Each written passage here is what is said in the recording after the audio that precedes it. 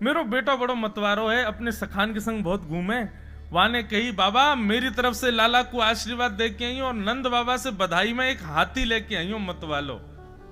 वह हाथी पर सखान के संग बैठ करके डोलूंगो। लोग पूछेंगे कहां ते लाए हाथी, तो कह दूंगा नंद के यहाँ लाला भयो है, वही बधाई में हाथी मिलो हमें। आहा, नंद बाबा मुनीम जी से बोले लिखो भैया हाथी भिजवाएंगे आपके यहाँ। तभी ये जो नंद घर आनंद भयो जय कन्हैया लाल की हाथी दीने, जब नंद बाबा ने हाथी दियो तब ब्रजवासी बोले हाथी दीने। अगले कहा दियो हाथी दीने घोड़ा दीने। अब घोड़ा कौन को दियो सुनो। एक बेटा को हाथी ले गए, ढाणी को बोलो दूसरे बेटा ने भी कछु मांगो। बोले कहां मांगो। छोटो सुत चंचल अति मेरो, लाड़ चाव को जोड़ा, वाके का दे दीजो बाबा, 10 है राशि घोड़ा। छोटे बेटा के काजे 10 घोड़ा चाहिए, वाने आपके लाला को आशीष दियो है। नंद बाबा बोले देंगे भैया, हाथी दीने घोड़ा दीने और दीनी। अब सुनो आगे, हाथी दे दिए घोड़ा दे दिए। वाक्य बाद नंद बाबा बोले और बताओ और कहा चाहिए। बोले दोनों बेटान की बात सुन के जैसे ही मैं आगने लगो, इतने में एक मेरी बेटी आई, एक मेरी छोटी लाली है, और मोते आके बोली बाबा कहां जा रहे हो। मैंने कि गोकुल जा रहा हूं, नंद बाबा के लाला भयो है। तो मोते बोली मैं भी चलूंगी। मैंने कि चल तू भी चल। ना ऐसे नहीं जाऊंगी। तो कैसे जाएगी।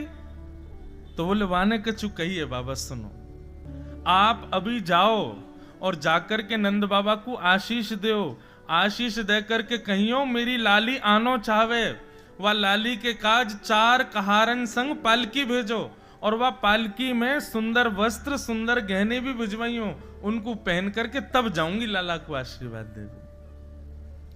बंधुओं इसमें कहीं आप ढाड़ी के को लोभी मत समझ लेना, ये प्रेम है, ये लोभ नहीं है। और नंद बाबा दे रहे हैं, नंद बाबा को भी जरा भी ये नहीं लग रही कि नेक कम तो कर ले भैया, कहां मांग रहे है। नंद बाबा भी दे रहे हैं। नंद बाबा के नेत्र सजल हो गए। बोले तेरी लाली मेरी लाली। हे मुनीम जी अभी पालकी तैयार करवाओ, 4 कहार बुलाओ, सुंदर बढ़िया वस्त्र और आभूषण रखवा के भिजवाओ। ढाणी के की लाली आवेगी, लाला को दर्शन करवे, आशीर्वाद देवे।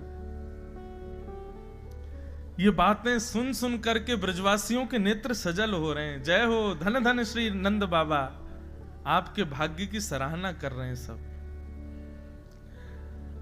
मैं बेटी की बात मान के आन लगो, इतने में ही बाबा मेरे बड़े बेटा को ब्याह है गयो, तो बाकी बहू आई और घूंघट करके मुझसे बोली, बोले मेरे पिताजी ने आपके लाला से मेरो ब्याह या मारे करायो, क्योंकि उनको पता ही कि आप नंद बाबा के ढाणी के हो।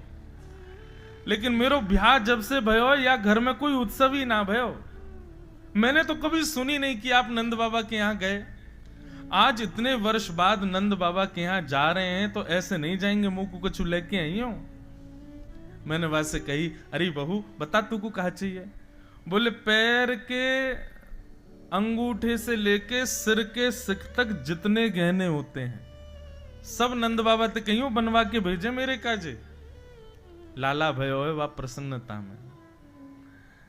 नंद बाबा ने मुनीम जी से कही, बोले सुनार भिजवाओ इनके घर, इनकी बहू को सब नाप लेके आवेगो, जैसो वो चाहेगी वैसे वाके गहने बनवा के भिजवाएंगे। बंधुओं ये केवल एक व्यक्ति की भरपाई की जा रही है, ऐसे असंख्य ब्रजवासियों को दे रहे हैं नंद बाबा। सोचो जो लोग कहते हैं हमारे घर ठाकुर जी आ जाएं, ठाकुर जी आ जाएं, तैयारी कर लेना, सब लुटवा देंगे ठाकुर जी, कुछ रहने नहीं देंगे आपके पास। क्यों एक म्यान में 2 तलवार नहीं। ठाकुर जी कहेंगे या तो ये सब संपत्ति रखो या मैं रहूंगा। तो जिनको भी इच्छा है ना कि ठाकुर जी घर आवे, पहले ही तैयारी कर लियो, सब लुटवा देंगे ठाकुर जी। अभी तो सुनियो आगे कहा करें लाल जी। और ऐसा नहीं है कि आपका मन नहीं है लुटाने का, ठाकुर जी जबरदस्ती लुटवाएंगे, नहीं, वो आपका मन ही ऐसा कर देंगे कि आप जबरदस्ती लुटाओगे। ले जाओ भैया सब ले, सब तुम्हारो है। मेरे तो केवल गोपाल जी हैं, ये इनको मेरे पास छोड़ जाओ, बाकी सब ले जाओ। ये स्थिति होगी।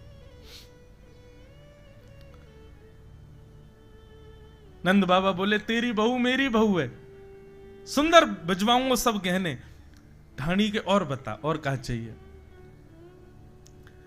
ढाणी को बोलो मैं सबकी बात मान ली, दोनों भैया, दोनों बेटा बेटी बहू, और सबकी बात मान के जैसे ही मैं आने लगो इतने में ही मेरी बिना दांत वाली अम्मा आ गई।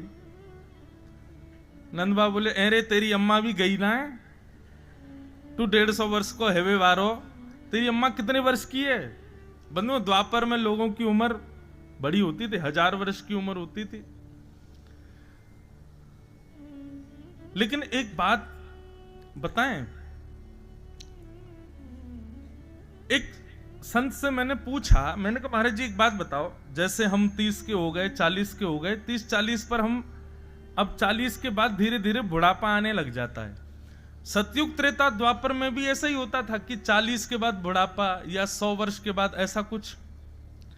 तो इतनी अद्भुत बात उन्होंने बताई, बोले कि जैसे अभी 30, 35, 40 के बाद बुढ़ापा आना शुरू होता है, ऐसे ही तब भी बुढ़ापा आना शुरू होता है, लेकिन भजन बल से आप अपने स्थिति को रोक सकते हो। तब ऐसा होता था सतयुग त्रेता द्वापर में।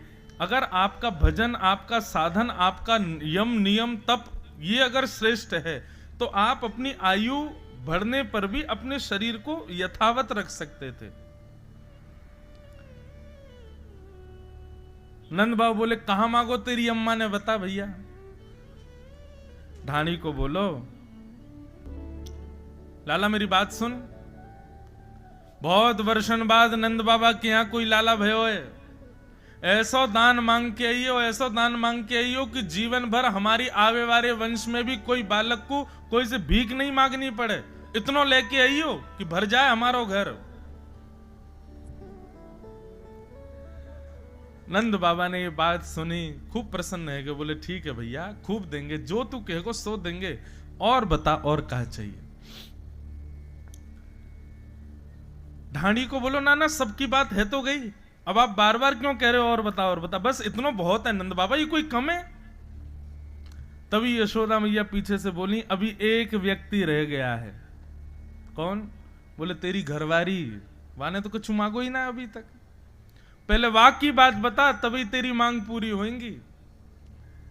सब ब्रजवासियों के नेत्र सजल हो गए, बोले कैसे नंद बाबा यशोदा मैया, अरे कोई मांग भी आवे तो हम लोगन की स्थिति ऐसी है जा बस भैया बस बस बस, अब तो का पूरा घरे लूट ले जाएगो का। लेकिन यहां नंद बाबा अकेले नहीं, यशोदा मैया भी बोले पहले घरवारी की बता, वाने कहा मांगो। मैं सबन की बात मान करके जब नंद गोकुल की ओर आने लगो ना, तो जैसे ही घर से बाहर निकलो गली में, तब मेरी घरवारी दौड़ के आई और एकांत में मेरा हाथ पकड़ करके बोली, बहुत देर से सुन रही मैं, कोई 200 भैंस, कोई 700 गैया, कोई पालकी मांग रो, कोई नक्सिक तक गहने मांग रो है, और सासू मैया ने तो कह दी इतना ले आई हो कि आगे तक भीख ही नहीं मांगनी पड़े। अरे नंद बाबा के लाला भयो, कोई लक्ष्मी प्रकट नहीं भैया उनके यहां पे, मेरी बात मान के जाओ, सौगंध है तुमको। नंद बाबा यदि थोड़ो दें बहुत कर मानो, पर लाज राख घर आइयो। नंद बाबा यदि एक तुलसी पत्र भी हाथ में पकड़ा दे ना, तो वाकू सिर से लगा के आई हो, लेकिन हमारी लाज नंद बाबा के यहां रख करके आई हो। कोई जरूरत नहीं है इतना मांगने की, नंद बाबा जो प्रेम से दे दें वाकू माथे से लगा के आई हो। अरे नंद बाबा के लाला भयो है, उनको कोई लूटवे थोड़ी जानो है, हमको कोई जरूरत नहीं है इन सबन की बात कहवे की। आप तो नंद बाबा जो शहर से दे दें वाकू लेकर के आई हो। ढाणी के की पत्नी की बात सुनकर के वहां बैठे हर व्यक्ति और नंद बाबा आदि सबके नेत्र सजल हो गए। नंद बाबा ने ढाणी के को हृदय से लगा लिया, बोले अरे ढाणी के, तेरा कोई व्यापार तो है ना है, तेरी कोई और कमाई को जरिया तो है ना है, बस हम ही तो हैं, हमसे ही तो कमावेगो, और आज तक तेने कछु मांगो नहीं, लेकिन धन्य है तेरी घरवारी। वाक्य भाव को नमन करूं। हे मुनीम जी, सब लिख लियो ना आपने? बोले हाँ लिख लियो। बोले जो जो ढाणी के ने कहो सब दुगना दुगना करके ढाणी के यहां पहुंचवाओ। रानी के को खूब दे। जो कुछ कहो सुनो काहू ने दूनो दूनो दे हो। नंद बाबा ने दुगना दुगना करके दिया। जैसे ही नंद बाबा ने दुगना करने की घोषणा करी, ब्रजवासियों ने ढप उठा लिए, ताल बजाने लगे, कांसे बजाने लगे। कंस ने राक्षसों को बुलाया ही था और राक्षसों से कहा था कि भैया मेरे शत्रु कृष्ण ने कहीं जन्म लिया है, तुम लोग जाकर के ढूंढो। तभी वहां राक्षसों की टोली में बैठी पूतना ने कहा, यह सेवा आप मुझे दीजिए। तो पूतना अविद्या है।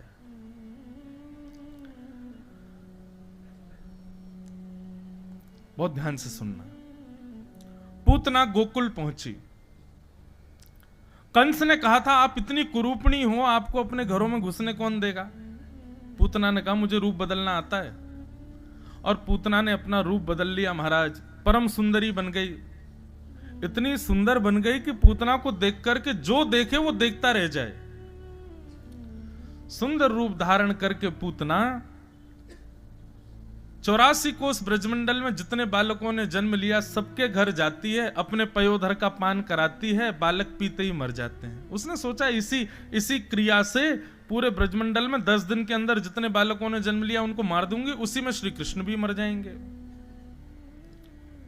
जैसे ही पूतना गोकुल पहुंची, गोकुल में सब नाच रहे थे, गा रहे थे, आनंद कर रहे थे। नंद घर आनंद भयो जय कन्हैया लाल की। इतना अद्भुत आनंद हो रहा था। ब्रजवासियों को सोने का समय नहीं, ब्रजवासियों को भोजन पानी किया है कि नहीं इसका कोई भान नहीं। किसी के पैर में लगी, किसके सिर में लगी है, नाचते नाचते थक गए लेकिन फिर भी नाच रहे हैं। ये उत्सव, इसको कहते हैं देहाभिमान शून्य होना। ठाकुर जी जब जीवन में आते हैं तो व्यक्ति देहाभिमान भी शून्य हो जाता है। देह अभिमान शून्य मतलब मैं ऐसे बैठा हूं और थोड़ी देर में मेरा मन हुआ नहीं ऐसे बैठूंगा, ये देहाभिमान है। आपके देह ने अभिमान किया कि अरे तू जैसे चाहता है वैसे नहीं, जैसे मैं चाहता हूं वैसे बैठ।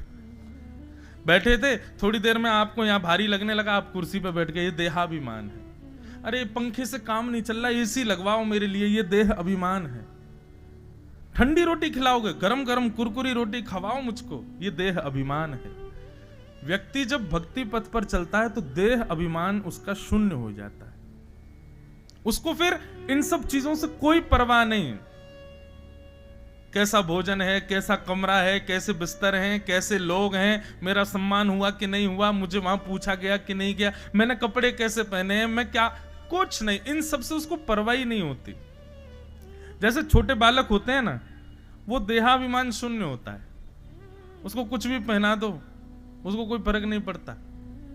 उसको कोई प्यार भरे शब्द बोल दो तो वो खुश नहीं होता, उसको गाली दे दो तो वो रोता नहीं है। वो देहाभिमान शून्य।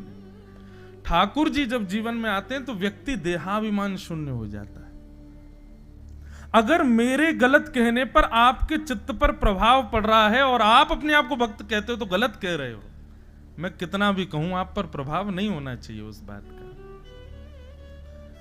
हम कथा करते हैं, कई लोग प्रणाम करते हैं, सम्मान करते हैं, माला पहनाते हैं, खूब वंदन करते हैं, पर ऐसा नहीं है कि हमको कोई गलत नहीं बोलता। गलत बोलने वाले भी बहुत हैं। पर दोनों स्वीकार करने चाहिए, दोनों में सम होना चाहिए व्यक्ति को। ना सम्मान से ज्यादा प्रसन्न होना, ना अपमान से दुखी होना, ये देहाभिमान शून्य है। ब्रजवासी सब देहाभिमान शून्य होकर के नृत्य कर रहे हैं क्योंकि ठाकुर जी प्रकट हुए हैं। तभी वहां अविद्या पूतना का आगमन हो गया। पूतना ने जैसे ही गोकुल में पैर रखा और ज्यों-ज्यों आगे बढ़ने लगी, उसकी पायलों की झनकार, उसके सुंदर कटाक्ष नेत्र, उसकी मधुर मोतियों जैसी मुस्कान, उसके अंग से उत्पन्न होने वाली सुगंधी, सब ब्रजवासियों को अपनी ओर आकृष्ट करने लगी। यही तो करती है विद्या। ब्रजवासी नाचते नाचते बस एक बार ऐसे देखते और जैसे ही देखते तो दोबारा भगवान के उत्सव को मना ही नहीं पाते, उसी को ही देख रहे हैं। कितनी सुंदर। एक ब्रजवासी दौड़ा दौड़ा अपनी मैया के पास गया, मैया तू मेरे पीछे पड़ी रहे, ब्याह कर ले, ब्याह कर ले, करा दे मेरो ब्याह, लेकिन शर्त है यही ते करियो, यही ते करूंगा, देख कितनी सुंदर है मैया, ऐसी बहू लिया मेरे काजे। पुरुष तो पुरुष, गोपियां भी पूतना के रूप पर मोहित हो गईं। पूतना के रूप को जैसी गोपियां कहती, सब गोपियां आपस में चर्चा करती, अरे देखियो ये कौन है, विधाता या तो या पृथ्वी पर भेजियो, मत भेजियो तो इतनी सुंदर बना के भेजियो, देखियो कितनी सुंदर है। पूतना सबको अपनी ओर आकृष्ट करती हुई जा रही है, सबको आकर्षित करती हुई जा रही है।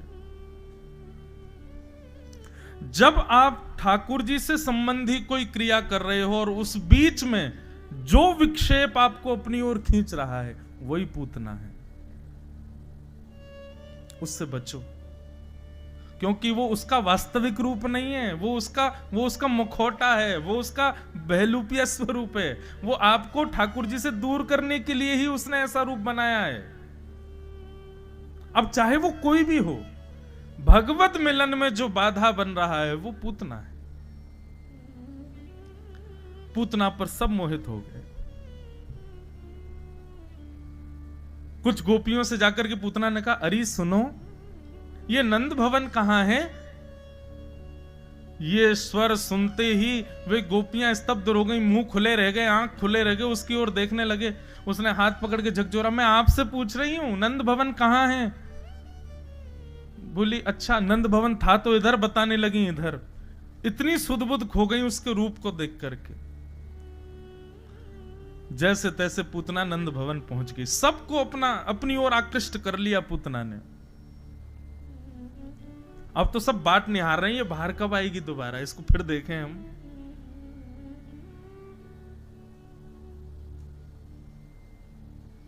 भीतर जैसे ही पूतना ने प्रवेश किया, यशोदा मैया भी उसके रूप पर मोहित हो गई। यशोदा मैया बोली, हे विधाता, या तो तैने मेरो लाला कछु दिना पहले भेज दियो होतो, या फिर ये जो आ रही का या को जन्म अभी भयो होता तो अपने लाला को यही तो ब्याह कराती। इतनी सुंदर। ठाकुर जी गोद में अभी 6 दिन के हैं ठाकुर जी। ठाकुर जी कह रहे हैं, मैया नेक देर रुक जा, अभी बहू अपना मुख दिखावेगी तो है, या तो ब्याह करावेगी मेरो। पूतना के रूप पर यशोदा भी मोहित हो गई। ये पूरा संस्मरण ध्यान से सुनिएगा। पूतना ने सबको अपनी ओर आकर्षित कर लिया, लेकिन दुर्भाग्य पूतना का,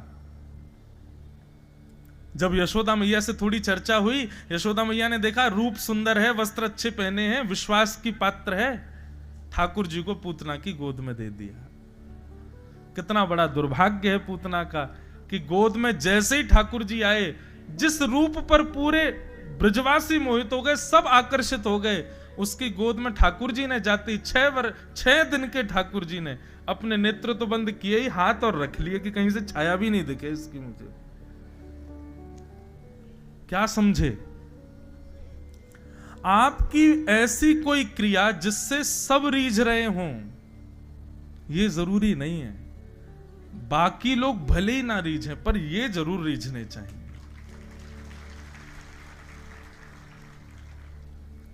अभी हमारी स्थिति क्या होगी, हम हर वो क्रिया करते हैं जिससे बगल वाले प्रशंसा करें, जिससे बाहर वाले प्रशंसा करें, वो भी रीझ जाए, ये भी रीझ जाए, इसको भी अच्छा लगे, लेकिन हम ऐसा कोई भी कर्म नहीं करते जिससे ठाकुर जी रीझें। भागवत का उद्देश्य यही है कि आपको ऐसा बनाना कि आपकी क्रिया से वो रीझे, उनको प्रसन्नता हो। और एक बात धीरे से कह दूं, अगर आप ऐसी क्रियाओं पर विश्वास रखते हो जिससे सब रीझें, उनसे फर्क नहीं पड़ता, तो फिर पूतना ही हो, क्योंकि पूतना भी तो यही कर रही है। पूतना के ऊपर ठाकुर जी मोहित नहीं हुए। ठाकुर जी ने अपने नेत्र बंद कर लिए। नेत्र बंद करने के कई कारण हैं, पर उसमें सबसे पहला कारण है कि पूतना का जो वास्तविक रूप है उसको छुपा करके पूतना को ठाकुर जी ने नहीं देखा। उसमें पहला कारण कि वो अपनी वास्तविक रूप को छुपा करके आई है। पूतना को ठाकुर जी ने नहीं देखा, इसमें दूसरा कारण क्या है?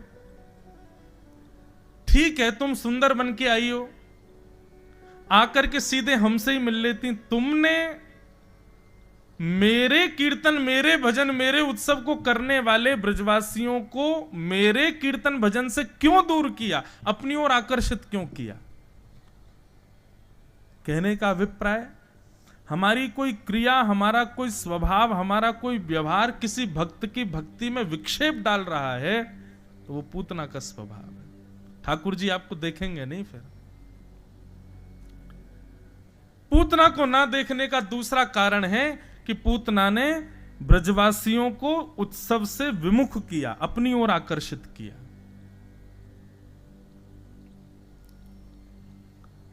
ये दो कारण, और कई सारे कारण बताए जाते हैं कि ठाकुर जी ने पूतना को क्यों नहीं देखा, पर ये दो प्रमुख हैं।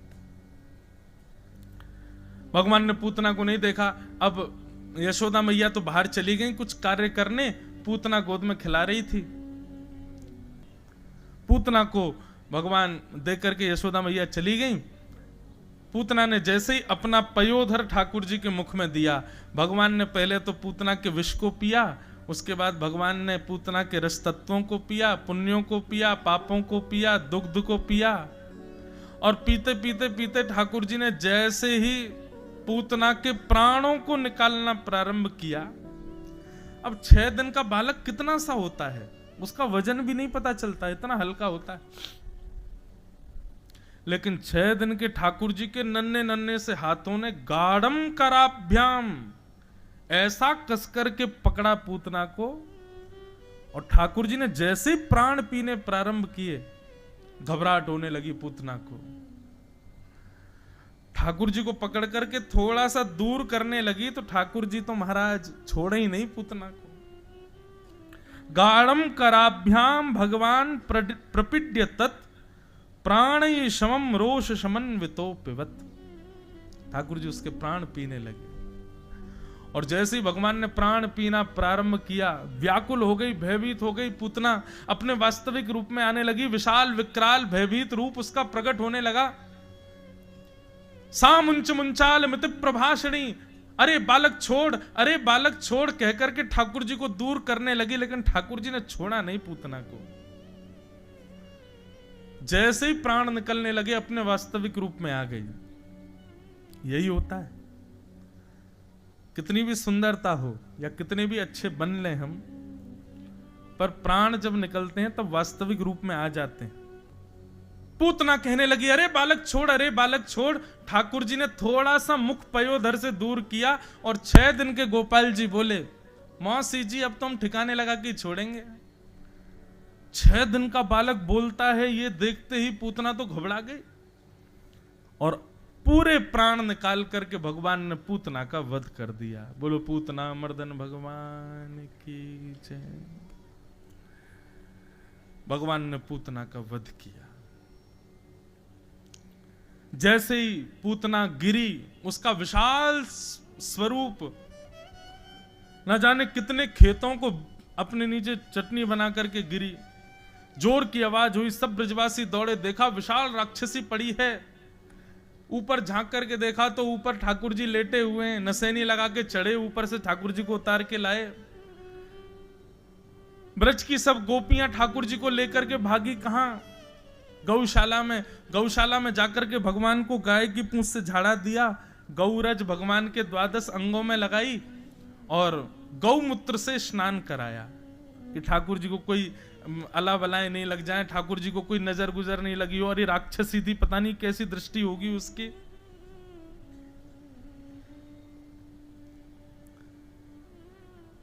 पूतना का वध भगवान ने किया। नन्हे से गोपाल जी को ले जाकर के गौशाला में स्नान आदि कराया। बंधुओं, अब यहां प्रसंग ऐसा आता है कि ठाकुर जी ने पूतना का वध करके पूतना को नरक भेजा होगा? नहीं, देवता सर्प सिर पकड़ करके बैठ गए, बोले ये क्या किया भगवान ने? मारने वाली को वो गति दे दी जो मां को मिलनी चाहिए। सब देवताओं ने अंतरंग रूप से ठाकुर जी से प्रार्थना करी, भगवान हमको ये आपका सिस्टम समझ नहीं आ रहा है, ये आपने किया क्या?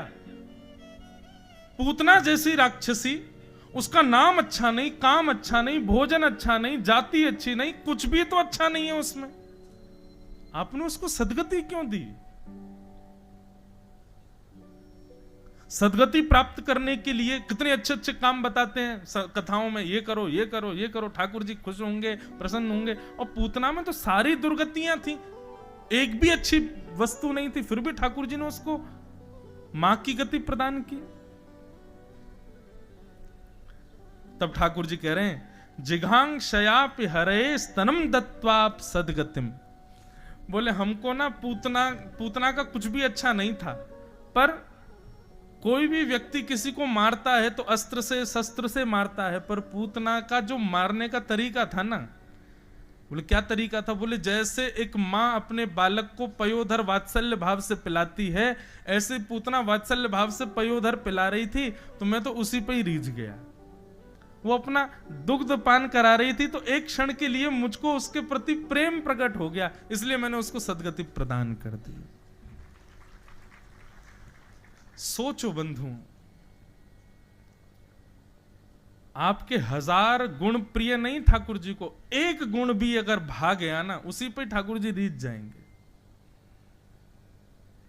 एक सदन कसाई की कथा आती है। एक कसाई था, मांस बेचता था। उसने अपने तराजू के एक पड़ले को भारी करने के लिए बाट रखते हैं ना, उसमें एक जगह पता नहीं कहीं से उठा लाया शालिग्राम जी को, और शालिग्राम जी को एक तरफ रखता था और एक तरफ मांस रखता था, और ऐसे करके तोलता था।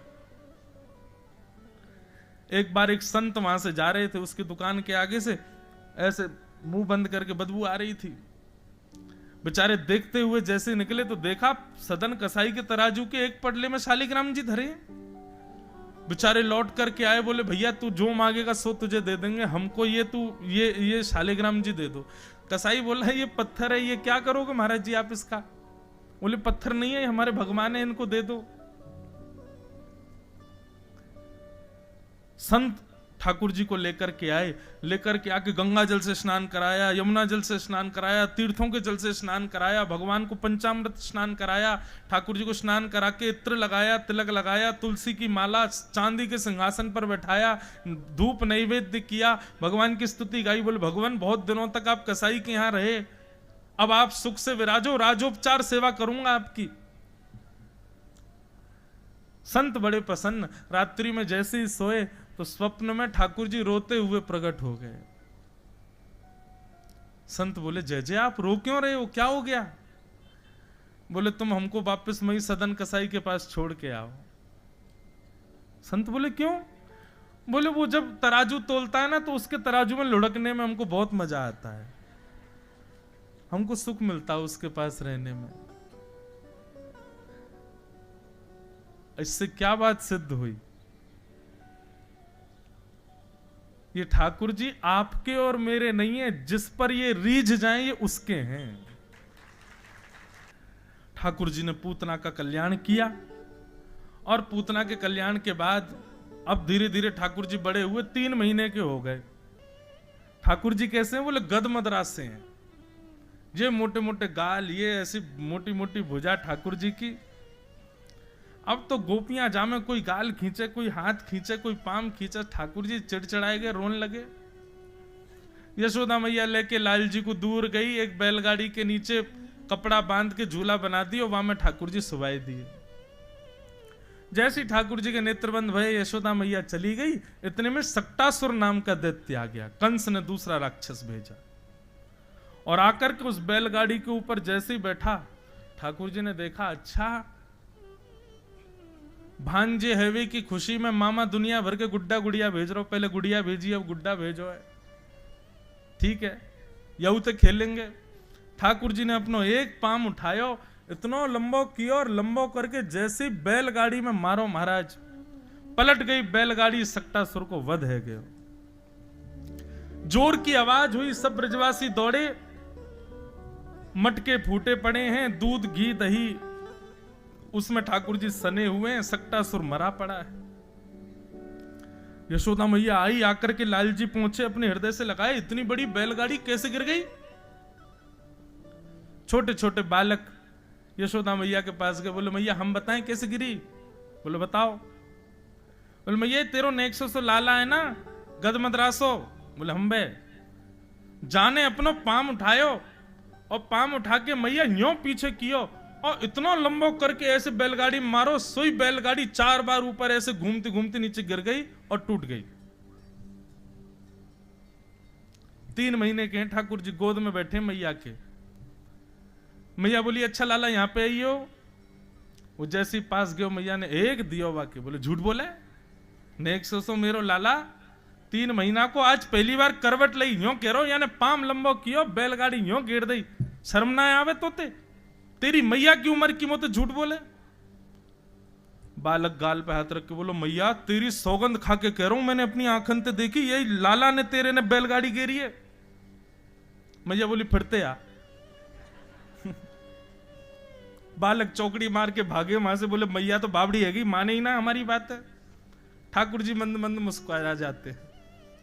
यही तो ब्रजवासियों का प्रेम है। यशोदा मैया लाला को लेकर के चली गई। अब महाराज तीसरा राक्षस आया। अब ठाकुर जी 1 वर्ष के हो गए और तीसरा राक्षस आया तृणावर्त। ये तृणावर्त कैसे आया? ऐसे हवा के बवंडर के रूप में।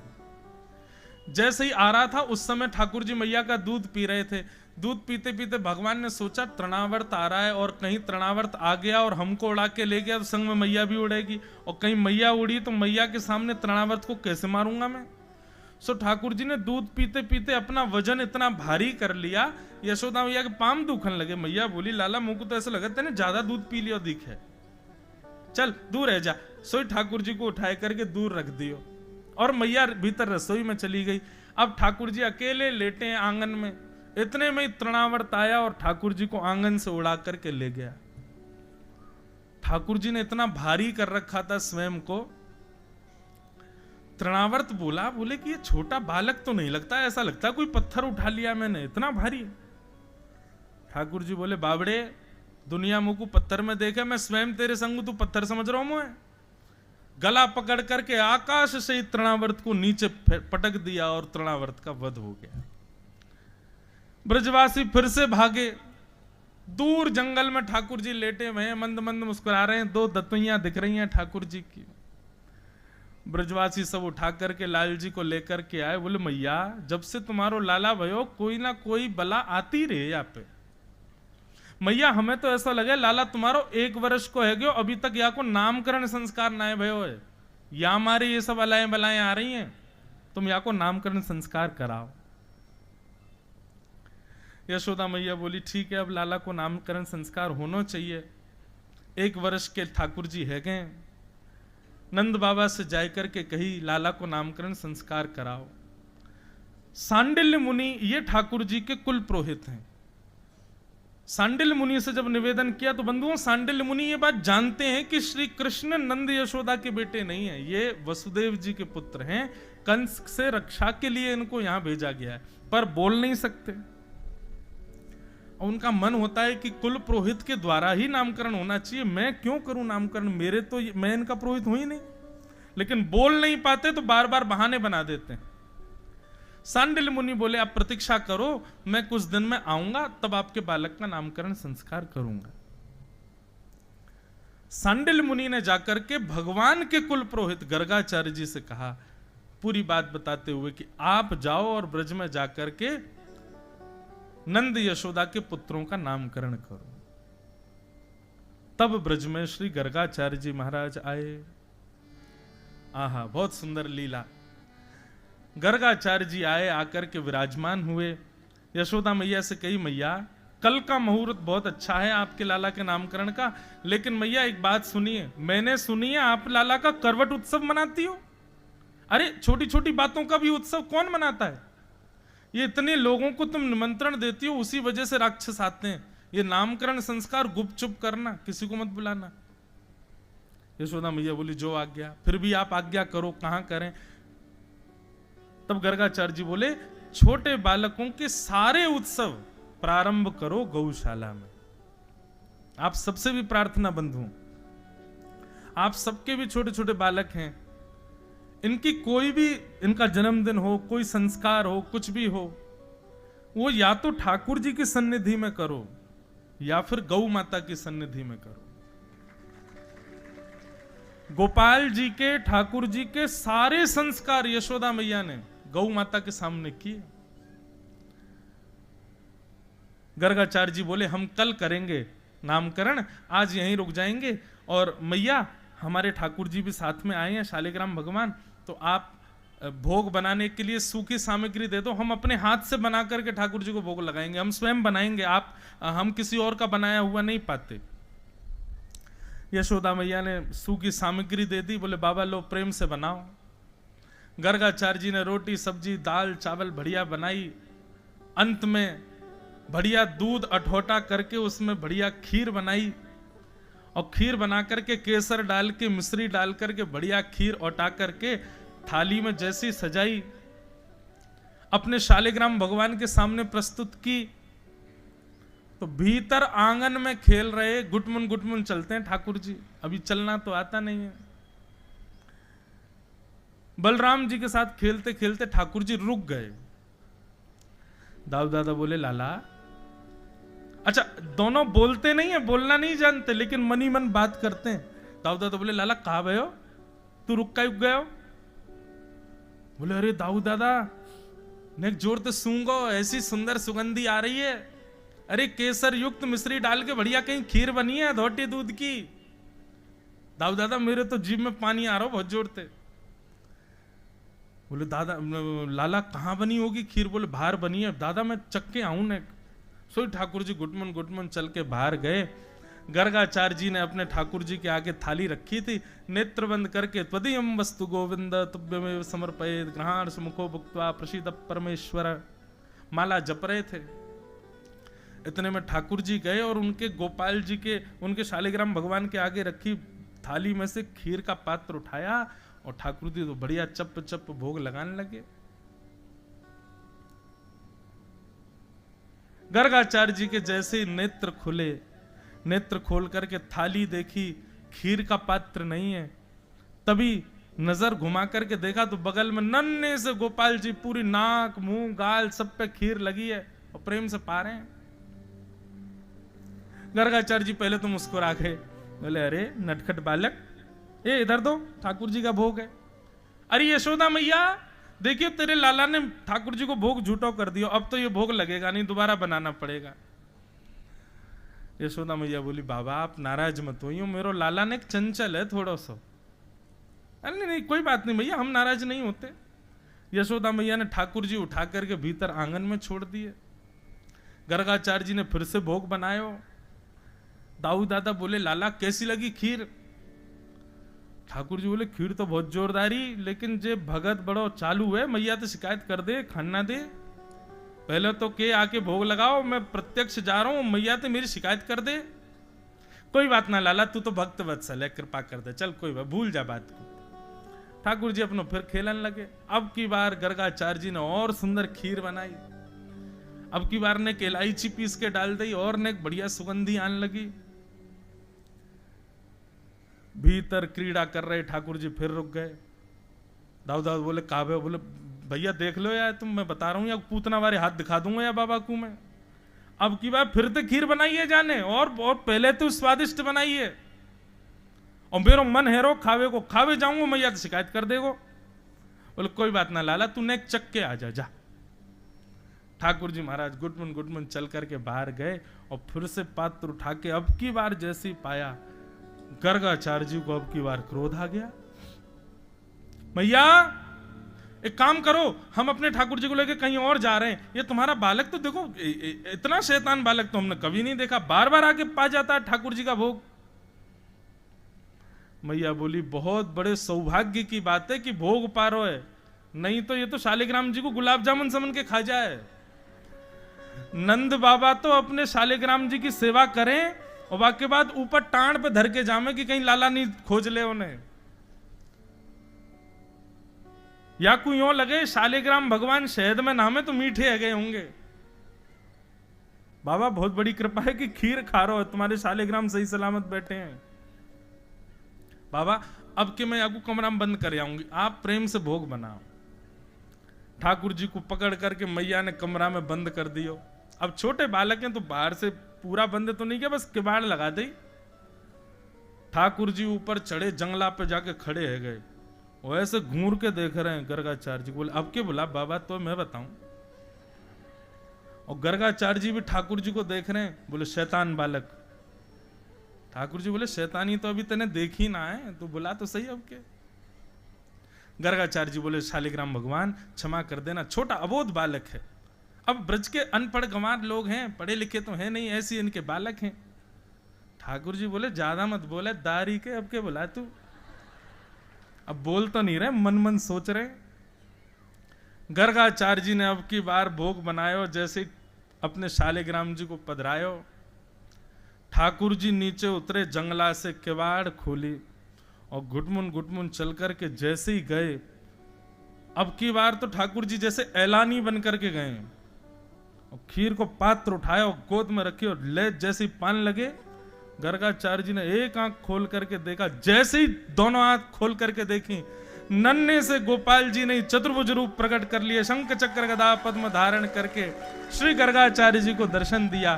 और इतना ही नहीं, स्वयं भी पा रहे हैं और उसी अपने झूठे हाथ से ही गर्गाचार्य जी को भी पवा रहे। गर्गाचार्य जी के नेत्र सजल हो गए, बोले भगवान क्षमा करो, मैं पहचान नहीं पाया आपके रूप को। भगवान बोले सुनो, हम आपको अपना रूप क्यों दिखा रहे हैं? बोले क्यों दिखा रहे हैं?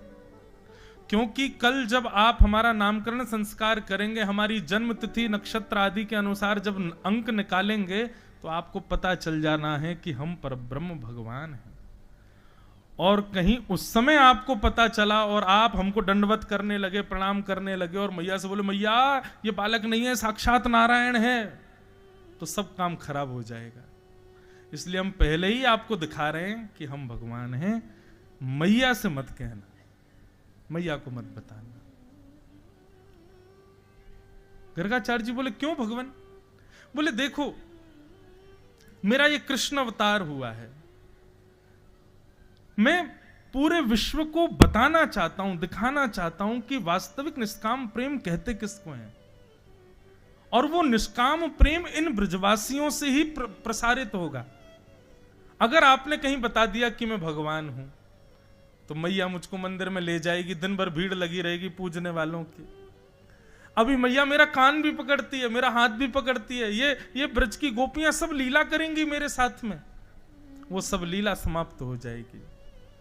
इसलिए अभी आप इस बात का खुलासा मत कीजिएगा कि मैं ईश्वर हूं, इसीलिए मैंने पहले ही आपको दिखा दिया अपना रूप। गर्गाचार्य जी बोले जो आज्ञा भगवान। केवल प्रेम पाने के लिए, प्रेम के आस्वादन के लिए ठाकुर जी अपनी प्रभुता को छुपा के बैठे, और हम दुनिया भर की चीजें प्रस्तुत कर रहे हैं ठाकुर जी को प्रेम छोड़ करके। आप बस प्रेम दो उनको, वही चाहिए और कुछ नहीं चाहिए।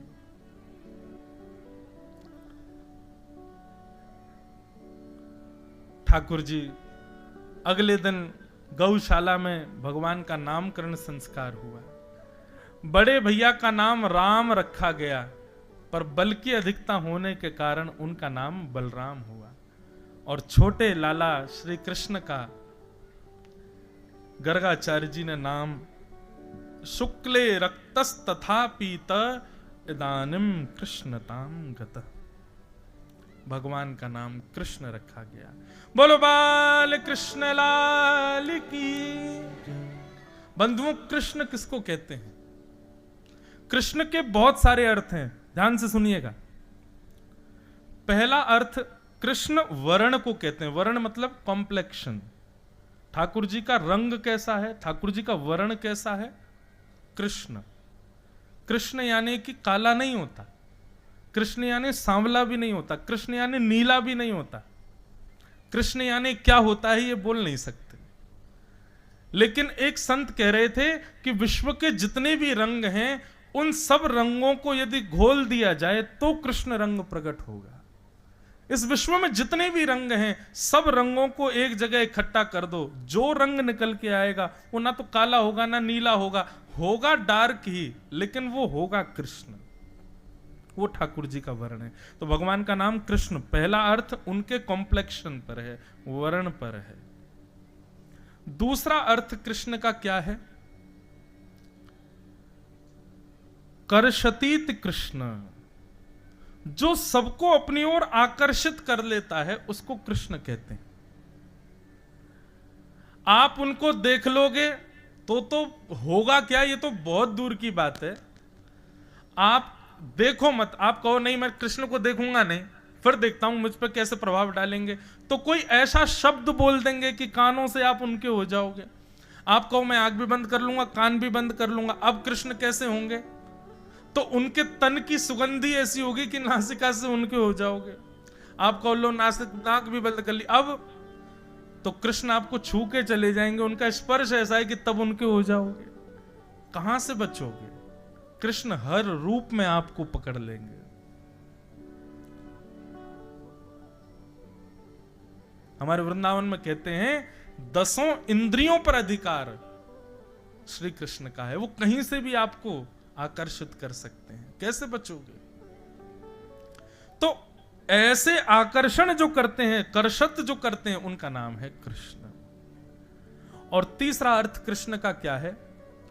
कृष्ण, इसका संधि विच्छेद करो तो कृष्ण माने पृथ्वी के जो स्वामी हैं, पृथ्वी का जो लालन पालन करते हैं, उसको कृषि कहते हैं, यानी कि किसान।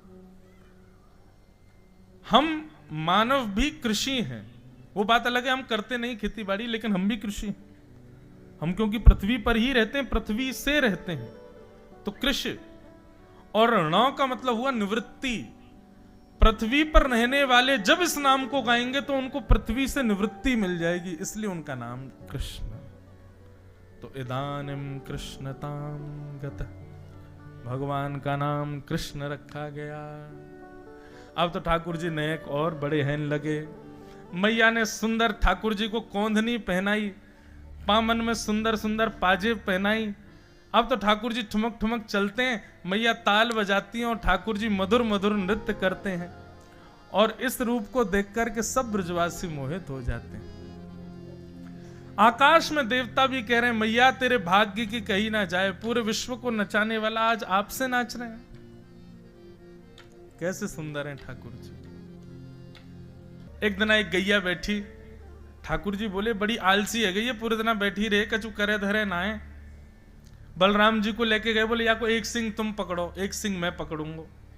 बैठी भाई गैया के एक सिंह ठाकुर जी ने, एक सिंह बलराम जी ने, और दोनों पकड़ करके ऐसे ऐसे हिलाने लगे। अब गैया थोड़ी देर तो बेचारी हिलती रही। थोड़ी देर बाद अच्छा जड़ चेतन जीव सबको पता है कि ठाकुर जी है, गैयाओं को तो आवाज होता ही है। जैसे ही ठाकुर जी सिंह हिलाने लग जाते हैं तो गैया भी अचक करके तुरंत उठ जाती है, और जैसे ही उठी तो ठाकुर जी के हाथ में सिंह और ठाकुर जी लटक गए वाके ऊपर। अब छोड़ा कैसे? छोड़ दूंगा तो नीचे गिर जाऊंगा, गिरूंगा तो लग जाएगी। दाऊ दादा बचाइयो, बोले मैं कहा बचाऊं, मैं हूं तो लटको भय हूं। अरे गैया तेरे पाम पूजूं, मारियो मत हमको, हम नेक नेक से लाला हैं, हमको मारियो मत। अब गैया थोड़ी माने। गैया बोली मारूंगी नहीं, लेकिन ऐसी जगह लेके जाऊंगी बहुत उधम मचाओ तुम। 9 लाख गैयाओं के गोबरों के पहाड़ थे, गैया वहीं लेके गई ठाकुर जी को, सिंह पे लटके। ए ग्वारिया बचाइयो, मैया बचाइयो, बाबा बचाइयो, देख गैया मार रही है हमें। और दूसरे ऊपर से सींगन में लगे घी, सो ठाकुर जी के हाथ और छूट रहे हैं। अब जैसे ही ठाकुर जी को हाथ छूटे वारो, इतने में ही गैया गई और जाके गोबर के ढेर में खड़ी है गई। और जैसे ही हाथ छूटो सो ही गरे गरे तक ठाकुर जी गोबर में धस गए। गोबर से स्नान करा दियो ठाकुर जी को, गैया भाज गई मानते। अब यशोदा मैया ढूंढ रही है, लाला कहाँ है? बोले यहाँ हूं मैया, दबो पड़ूंगा मैं गोबर में। गोबर में बैठे ठाकुर जी 3 बरस के। मैया ने जाके निकाले, बोले लाला कितनों नवाओ धुवाओ या गोबर में आके खेले, सू करे का पूर्व जन्म को? ठाकुर जी बोले हम्बे मैया तो पता है एक भगवान को अवतार भयो, कौन सो? बोले बराह अवतार। बोले हाँ। बोले वो मैं ही तो हो। मैं ही बड़ा बन के आया और मैं ही तेरे यहाँ लाला बन के आ गऊं। मैया बोली चल बात बनावे, झूठ बोलते रहे जब देखो, चल स्नान आदि कराए, ठाकुर जी को सुंदर बनाया। बोले अब मत जाइयो गौशाला। बोले ठाकुर जी बोले हाँ नहीं जाऊंगा। श्रृंगी द्यमष्टि फिर से ठाकुर जी पहुंच गए गौशाला, और गौशाला में जाके जोर जोर से रोने लगे। यशोदानंद बाबा दोनों भागे। बोले कहा भयो लाला, रो क्यों रोए? ठाकुर जी बोले मैया मेरे संग बहुत बड़ा अत्याचार भयो है। मैया बोली कहा भयो? मैया में 3 बरस को है गो, अभी तक 4 दांत आए। देख गैया ने कल रात में बछड़ा को जन्म दियो, जन्म लेती सबरे दांत आ गए आके, मेरे दांत क्यों ना आए अभी तक? मैया मेरे संग बहुत बड़ा अत्याचार भयो है। ऐसी लीलाएं है ठाकुर जी की, कौन नहीं मोहित होगा भगवान से। यशोदा मैया अंक में भर लेती है, लाला से कहे लाला तू चिंता मत करे, तू ऐसे विचार मत करे, तू दूध ना पीवे, या हमारे तेरे दांत ना आ रहे न करके दूध पिए कर। श्रृंगी अग्नि जमष्टि जल द्विज क्या करते हैं गोपाल जी? सुबह सुबह उठ के स्नान ध्यान करके ठाकुर जी नंद भवन से बाहर जाते हैं। ज्यादा दूर तक मैया जाने नहीं देती, तो वहीं खड़े रहते हैं, और राह चलते हुए कोई संत जा रहे हो, महात्मा जा रहे हो, कोई ब्राह्मण जा रहे हो, वैष्णव जा रहे हो, उनको ऐसे बुलाएंगे जैसे कितने दिनों से जानते हैं। अरे अरे अरे आप यहां घूम रहे हो? सामने वाला आश्चर्य में बोले ये कौन से परिचय मिल गए छोटे से गोपाल जी। अब सब उनके रूप पर मोहित होकर चले जाते पास। बोले अरे गोपाल जी, अरे नेक्से से लाला, इतने प्यारे से, तुम्हारी मैया कहाँ है? बोले मैया ने मुंह को भेजो है। बोले काय को भेजो? बोले तुमको ढूंढवे के काजे। मैया सवेरे से प्रतीक्षा कर रही है, उनको पता चली कि आप गोकुल आए हो, मैया ने 56 भोग बनाए हैं आपके काजे। मेरे तो सवेरे तो मुंह में पानी आ रहा है, लेकिन मैया बोली जब वो बाबा पालेंगे तब तो को पवाऊंगी। चलो ना आप घर चल के प्रसाद पाओ, और फिर के बाद मुंह को भी मिलेगा। घर में कोई व्यवस्था नहीं है, कुछ बना नहीं है, जबरदस्ती। ठाकुर जी संग में 5-10 संतों की टोली लेकर के आमे, और नंद भवन के द्वार पर छोड़ के चौकड़ी मार के भाग जाए वहां से। अब संत खड़े, कहां जाएं? यशोदा मैया आई, बोले जय हो बाबा, आज इतने सारे संतन को दर्शन। बोले मैया वो छोटो सो लाला आयो, यूं कह रो आप हमें ढूंढ रही हो, हमारे का 56 भोग बनाए, मैया पवाओ, बड़े दिनांत भूखे। यशोदा मैया बोली कहाँ चली जाऊं, पता ना कहां तक कौन कौन बुला लावे, मुंह बता क्यों ना जावे कि मैया ऐसो कछु। ठाकुर जी एक दिन पकड़े मैया ने, अरे लाला ए तू कोई जानना पहचान, सबन को बुला लावे, घर चलो, हमारी मैया ने भोजन बनायो। बोले मैया देख नंद बाबा और तूने 80 वर्ष तक इतनो कमायो, सब घर में भरो भयो, मैं तो तोते दान पुण्य करवा रहा हूं मैया, तुम यहाँ को धर के कहां लेके जाओगी सबन को? ये 9 लाख गैयान को इतनो दूध होवे, इतनो घी दही होवे, मुंह यूं लगे मेरे नंद बाबा और यशोदा मैया के खूब पुण्य है जाए, या हमारे मैं तो संतन को खींच खींच के लाऊं कि यहाँ पे आके खूब प्रसाद पाओ। ऐसा उत्तर दें कि यशोदा मैया कुछ कह नहीं सकती। ऐसी क्रीड़ा करते हैं ठाकुर जी। अब ठाकुर जी के पांव थोड़े और बाहर निकलने लगे। अभी तक तो एक लिमिट थी, उससे आगे नहीं जा सकते। ठाकुर जी बोले अब क्या करें कि भैया सब जगह घूमना शुरू हो, तो धीरे धीरे ठाकुर जी के सखा बने। मधुमंगल, श्री दामा, तन सुखा, मन सुखा, धन सुखा, ये ठाकुर जी के सब सखा हैं। इनके संग ठाकुर जी खेलन लगे। अब तो ठाकुर जी तो इतने फुर्ती वाले हैं कि नेक में कोई पर चढ़ जामे, नेक में कोई ये धक्का दे दे, नेक में कोई ये हरा दे। ठाकुर जी के तुम लोगों में फुर्ती क्यों ना है? देखो मैं कैसी जोर से भाग जाऊं, चढ़ जाऊं पेड़न पे, कहीं भी कूद जाऊं, और तुम ऐसे लुंज पुंज से, ऐसे क्यों? सब ग्वाला बोले लाला तू तो बढ़िया मक्खन खावे, दूध पीवे, दही खावे, तो को तो सब खावे पीवे को मिले, हमें नहीं मिले, हमारे हम ऐसे। ठाकुर जी बोले बात मत बनाओ, जो गोकुल है, गोकुल में हर घर में 1000 गैया हैं, यही मारे या गांव को नाम गोकुल है। हर घर में दूध घी दही की नदी है, क्यों ना खाओ तुम?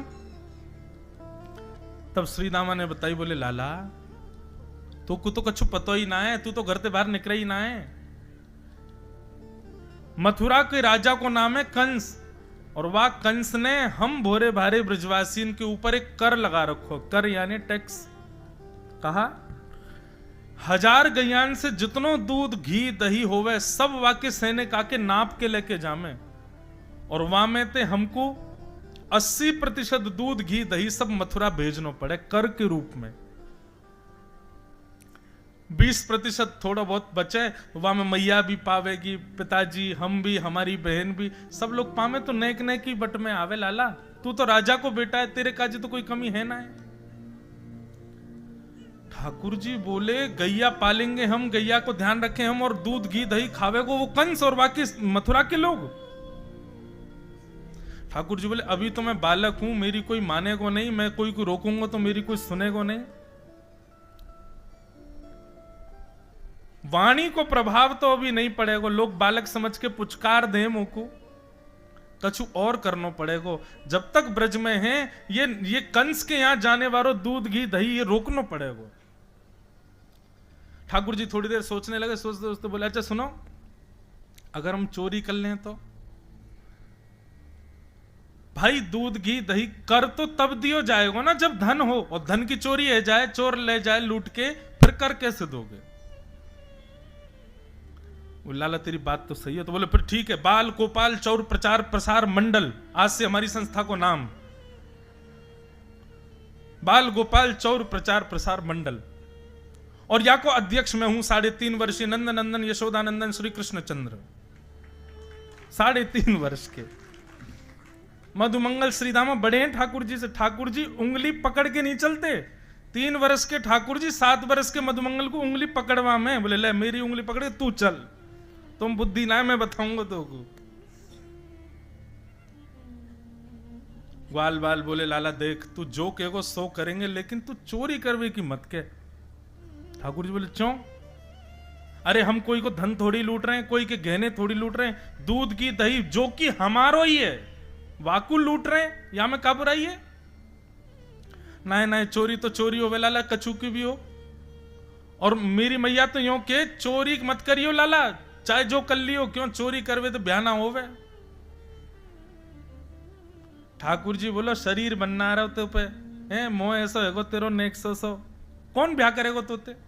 अरे दूध घी दही खावेगो तब तो ब्याह होएगो। और सुनो अगर तुम्हें चोरी नहीं करनी तो फिर कल से तुम लोग हमारे संग मत खेलो, क्योंकि हम तो फुर्ती वाले, हम तो जोर जोर से खेलें भैया। अब तुमको लग गई काउदना, हाथ पांव टूट गए तो तुम्हारी मैया अलग आवेगी। हमारे संग खेलना हो तो शरीर तो बनाना पड़ेगा, शरीर बनावे के काजे चोरी करनी पड़ेगी। ग्वाल बाल बोले लाला तो से दूर ना रह सके, तू जो कहेगो सो करेंगे, लेकिन अब करें कैसे जे तो बता। ठाकुर जी बोले पहले मैं चोरी करके घर में देखूंगा, पहले अपने घर में चोरी करके देखूं फिर बाहर चलेंगे। ठीक है। और अगले दिन ठाकुर जी अपने ही घर में चोरी करने लगे।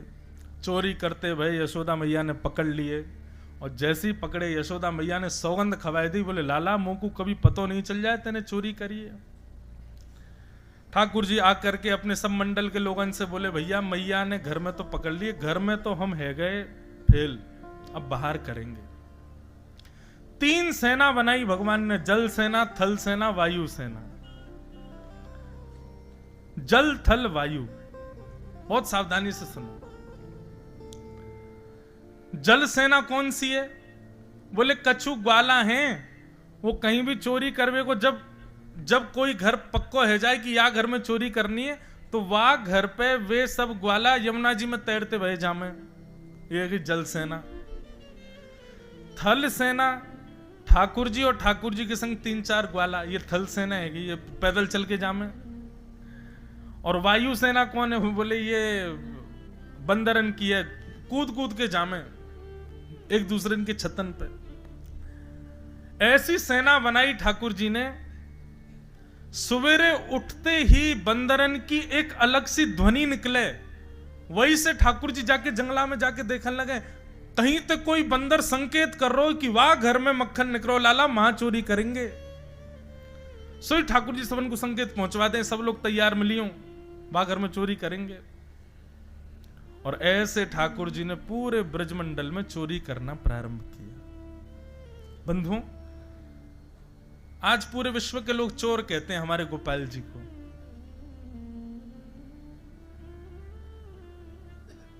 सो देखे जो चोर जगत में, सूरदास जी का पद है।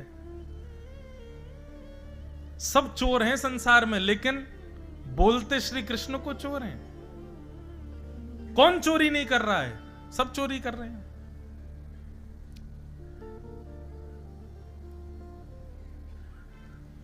और ठाकुर जी ने चोरी भी कोई अपने स्वार्थ के लिए नहीं की है। भगवान के घर में तो 9 लाख गैया हैं, दूध घी दही सब कुछ है उनके पास। ये चोरी करने के केवल 2 कारण हैं। पहला कारण तो कंस से गौरस की रक्षा, और दूसरा कारण है ये चोरी की लीला के माध्यम से ब्रजवासी, ब्रज गोप ग्वाल और ब्रज की नारियों के हृदय में अपना प्रेम और प्रकट करवाना।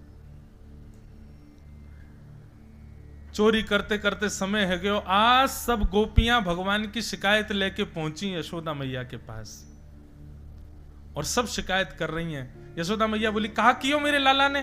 गोपियां कह रही, यो मत कहो कहा कियो, यो कहो कहा ना कियो तुम्हारे लाला ने। और अब यहां गोपियां बता रही हैं ठाकुर जी क्या क्या करते हैं कि वत्सान मुंचन क्वचित समय क्रोश संजात हास स्तेयं स्वादधिपयः कल्पितैस्तेयोगैः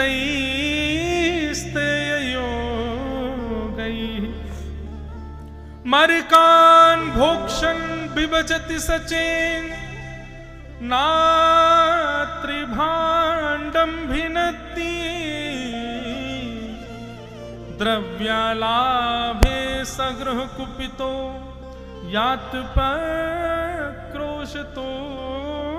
का।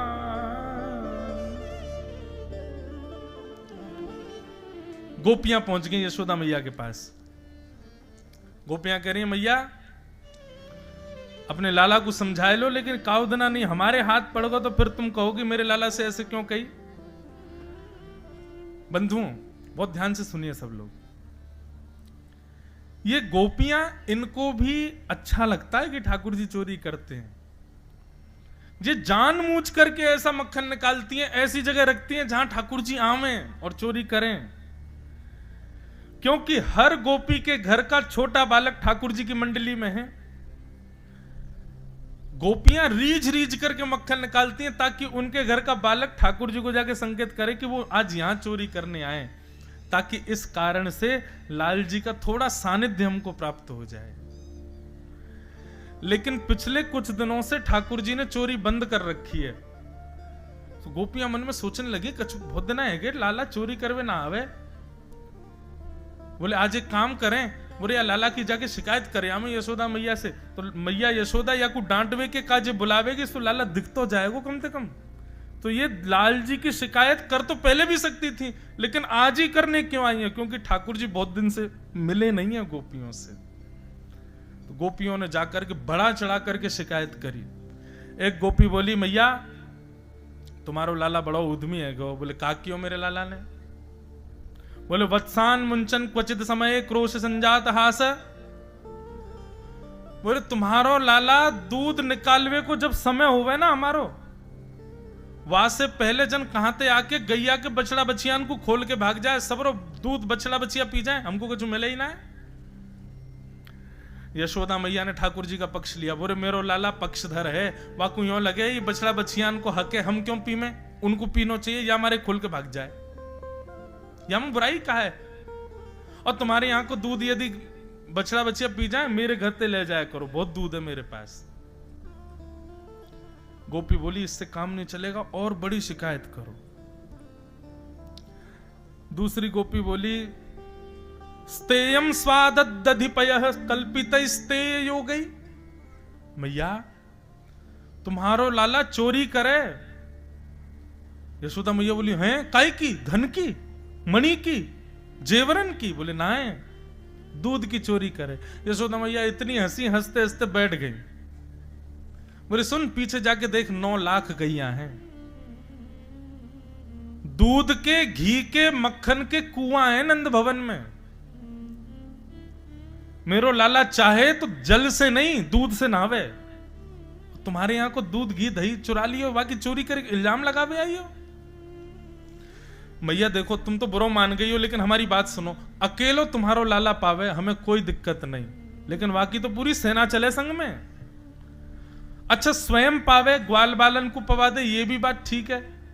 बंदरन को मरकान भोक्षण विभजति सचिन, बंदरन को खवावे और स्वयं पाले, ग्वालन को पवा दे, बंदरन को खवा दे, वाके बाद भी मटकी में मक्खन बच जाए तो मैया रहम ना करे कि छोड़ जाऊं या को घर वाले खा लेंगे जिनके घर को मक्खन है।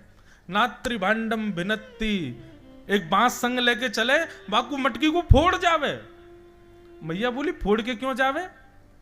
बोले जितनो मक्खन रह जाए वाको लेप लगा दे पूरे घर में, सोई पृथ्वी पत्थर चीकनो है जाए। अब जैसे ही हम मक्खन लेवे वा कमरा में जामे, सोई रिपट जाए, सिर फूट जाए, कमर टूट जाए, हाथ टूट जाए।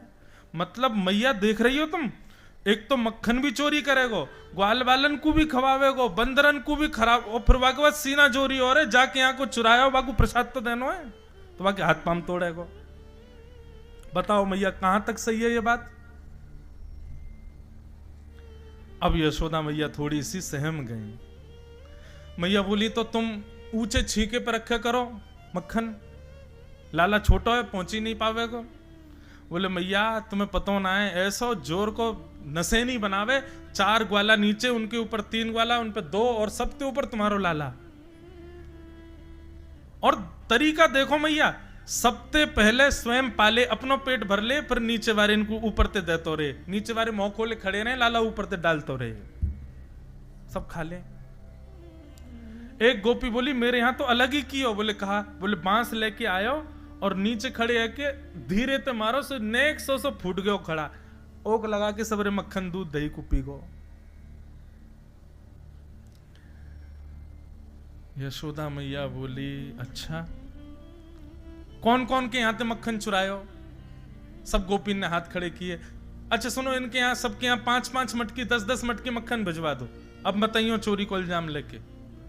गोपियां बोली, बोले हम तो आई थी कृष्ण दर्शन करने, जो तो भगा रही हैं हमको।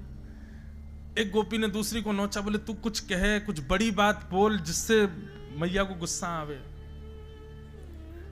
तब एक गोपी बोली, बोले मैया केवल यहीं तक बात नहीं है, और भी काम है तुम्हारे लाला के। बोले कहा?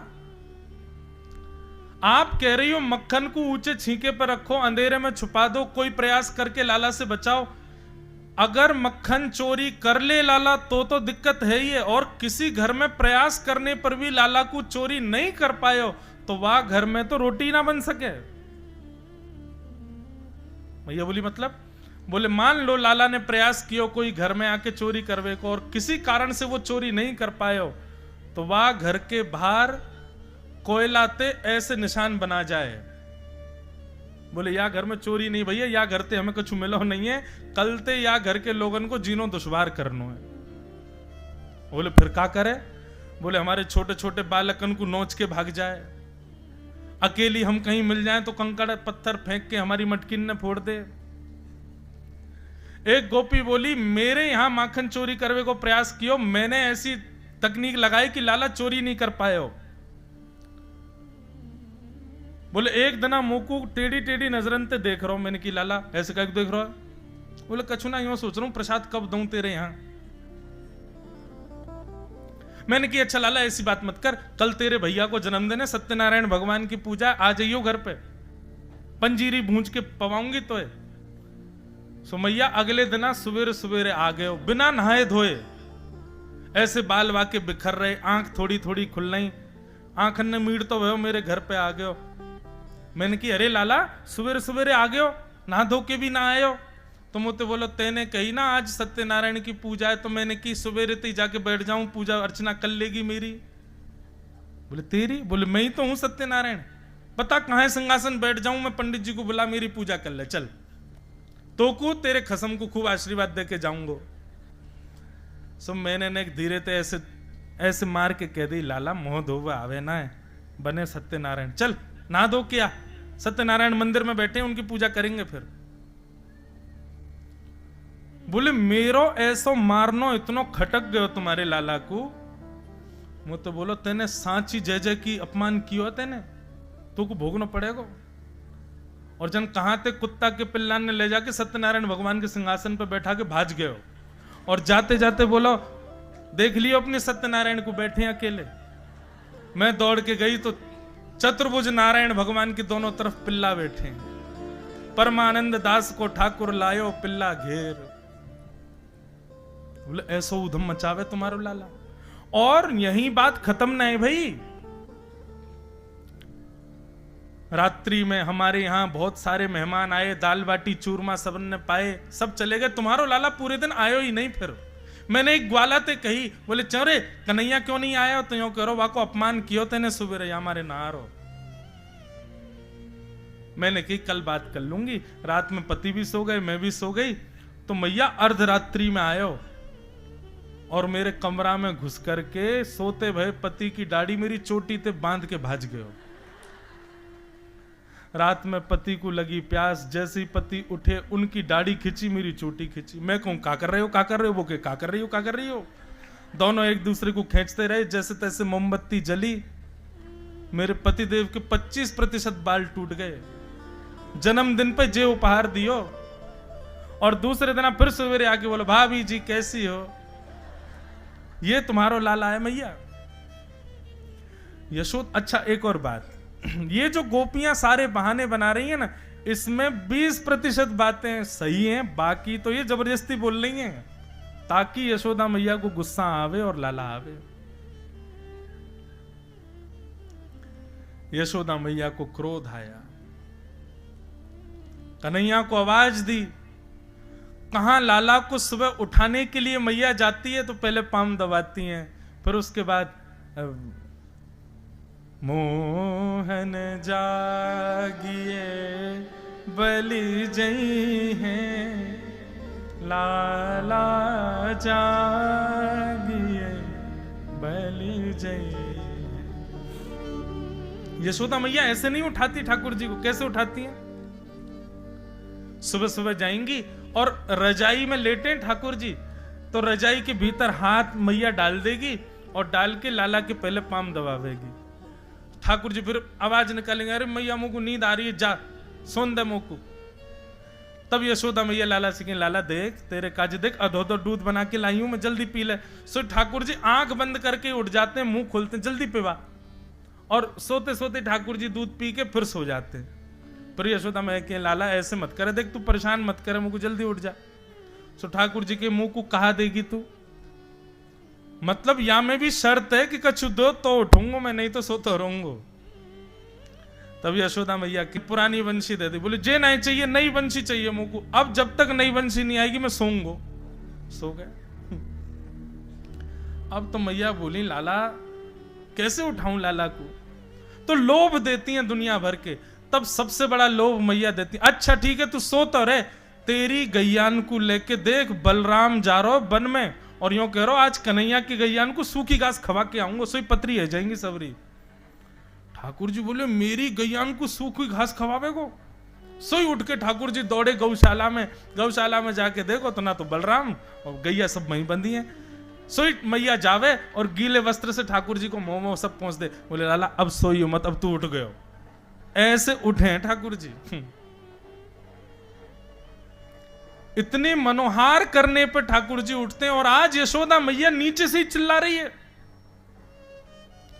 ठाकुर जी घबरा गए, बोले काहे गो आज मैया उठावे ना आई, नीचे तो ही चिल्ला रही है। ठाकुर जी बोले हाँ मैया। बोले जल्दी आ नीचे, यदि तू नहीं आया तो फिर देखियो तेरी कहाल दशा करूं मैं। ठाकुर जी डर गए, अपने पलना में से उतरे, आंखन को मीड़न लगे, काजल पूरा फैल गो। जगन्नाथ जी भगवान जैसी आंख है गई ठाकुर जी की, घुंघराले केश ठाकुर जी की, बेनी थोड़ी सी टेढ़ी है गई है, हाथ पाम छोटे छोटे चरण हैं ठाकुर जी के, कोमल से चरण चल करके मैया के पास आए। जैसे इतनी सारी गोपी देखी, मैया के दुपट्टा में जाकर के लाल जी छुप गए। बोले मैया का है गो, तुम को काय को डांट रही है? बोले अरे लाला ये सब कहा तेरे बारे में बात बता रही है। मैया ने सब बात कही। ठाकुर जी के नेत्रन में मोटे मोटे आंसू आ गए। बोले मैया तेरी सौगंध खा के कहूं ऐसा तो कछु ना ही, सबरी झूठ बोल रही है, मैंने ऐसा कछु ना ही कियो। ठाकुर जी की उस दशा को देख करके सब गोपियां अपने चित्त में बैठा लेती हैं, बलैया लेने लगती हैं। और यशोदा मैया को रोकती है, नहीं नहीं मैया मैया अब कछु मत कहो, बस अब लाला आगे से नहीं करेगा, अब बस जाते ज्यादा मत डांटो। यशोदा मैया बोली कैसी हो, पहले तो डांट दिलवावे के काजे, बाकी सब शिकायत कर दो, डांटू तो डांटन नहीं दे रही हो। यही तो प्रेम है गोपियों का, देखने आई है ठाकुर जी को, डांट पड़वाना शिकायत करना तो बहाना है। बंधुओं ये सब गोपियां त्रेता युग के दंडकारण्य वन के संत हैं, एक युग से प्रतीक्षा कर रहे हैं, क्योंकि उस समय राम जी दर्शन देने नहीं आए थे। हनुमान जी ने जाकर के आश्वासन दिया था कि द्वापर में आप सब संत ही ब्रज की गोपी बनोगे, और ठाकुर जी यही राम जी कृष्ण बनकर के आएंगे और आप सब पर कृपा करेंगे। इसलिए जब से ठाकुर जी को जन्म भयो है, तब से सब गोपियों को यह बात पता है कि ये साक्षात राम जी ही कृष्ण रूप में प्रकट हुए, इसलिए बार बार उनके दर्शन की अभिलाषा रखती हैं। कितने बड़े आश्चर्य की बात है कि भगवान से प्रेम करने वाली, रास बिहार में जाने वाली ये सारी गोपियां यशोदा मैया के समकक्ष, यशोदा मैया की सहेलियां हैं, और प्रियतम मानती हैं 7 वर्ष 6 वर्ष 5 वर्ष के कृष्ण को। कैसे? क्योंकि ये जानती हैं कि परब्रह्म है। ऐसी ठाकुर जी की लीला चल रही है।